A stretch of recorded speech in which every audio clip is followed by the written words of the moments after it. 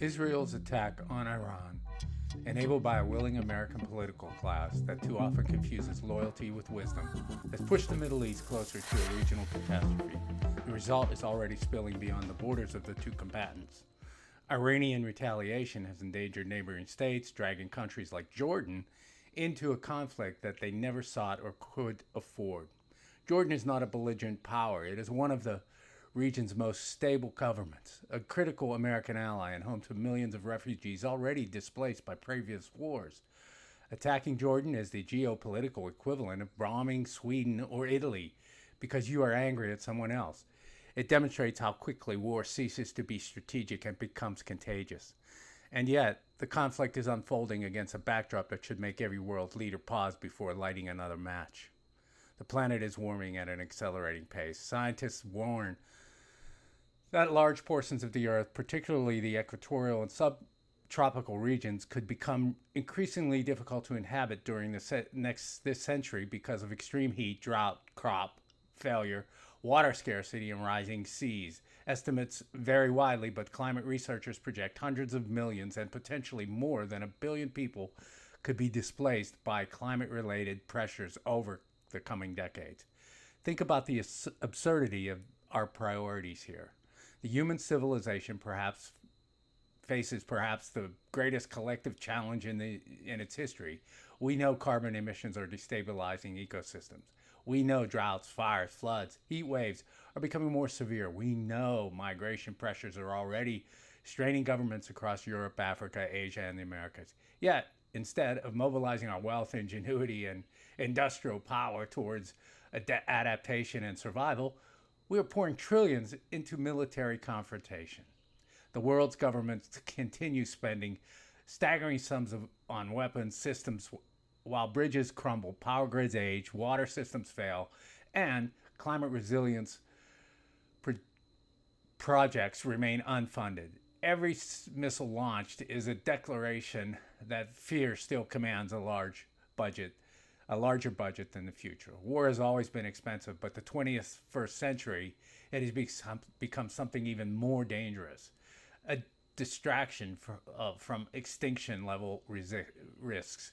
The global economy is built on confidence. Markets function because people believe tomorrow will arrive in a recognizable form. Regional wars threaten oil supplies, shipping lanes, trade routes, investment flows, and consumer confidence.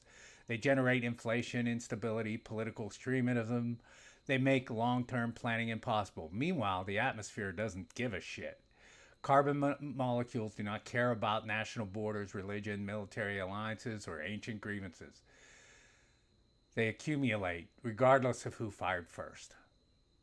The tragedy is that the war is not merely another chapter in a century-old regional conflict. It's unfolding at a precise moment humanity can least afford it. Every escalation consumes resources, attention, and political capital that could be directed towards building a livable future. History may eventually record this era as the moment when civilization stood at a crossroads. One path required unprecedented cooperation, the other promised endless confrontation. Too many leaders seem determined to choose the second path, sadly. And if they succeed, the ultimate winners will not be nations, religions, or ordinary citizens. The winners will be a handful of oligarchs, arms manufacturers, and power brokers who profit from instability, while the rest of the world inherits a hotter, poorer, more dangerous world. The door to the future is still open, but every bomb dropped, every retaliatory strike launched, and every political cowardice pushes the door a little closer to closing.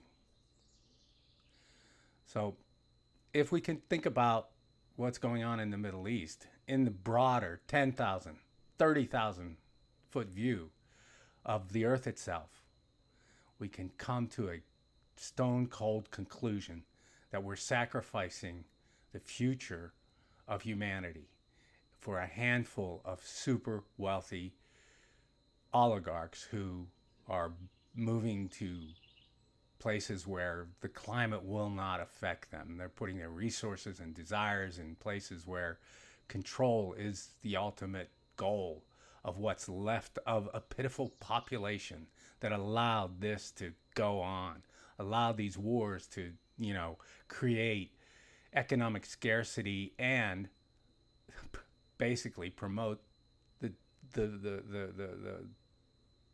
destruction of the earth itself. We're living in perilous times, folks, and it's important that your politicians speak out about these things.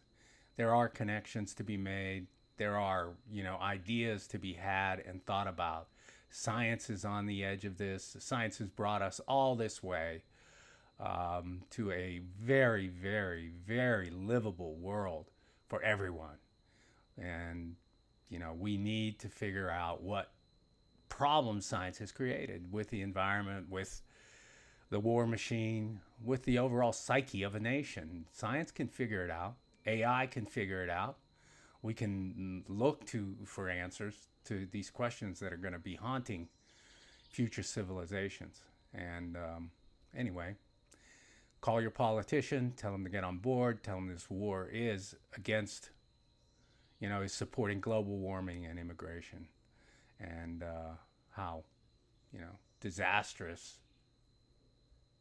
this has been for everyone. Thanks for listening. Thanks for watching. Please like and share if you like these kinds of views, different views on subjects that hit the so-called news. And always keep in mind that your personal life matters. Like and share. I'm out.